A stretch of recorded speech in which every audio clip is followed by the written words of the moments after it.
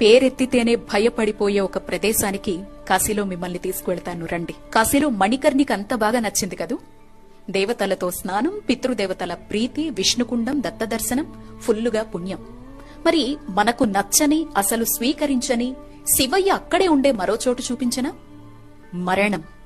అవును, చావెలా ఉంటుందో, మన బ్రతుకుకు అర్థమేంటి అని ఎవరికి వారు అంతర్మథనం చేసుకోవాలి అనుకుంటే మణికర్ణిక స్నానం అయ్యిన వెంటనే లేదా కాశీ ట్రిప్ మొత్తంలో మీకోసం మీరు ఒక 10 నిమిషాలు కేటాయించుకొని శివ ఇంటికొచ్చేయండి.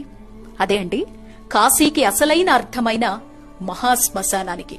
గుట్టలు గుట్టలుగా శవాలు, ఎప్పటికీ ఆరని చితిమంటలు, వికృత రూపాల్లో కాటికాపర్లు, అక్కడే జపతపాల్ని చేసుకునే సాధువులు, శరీరంలో ఏ అవయవం తనకి రోజు ఆహారంగా మారుతుందా అని వెతికే సునకాలు, మృతదేహంపై వేసిన దండలే ఆహారంగా బ్రతుకుతున్న గోవులు, చితిమంటల్ని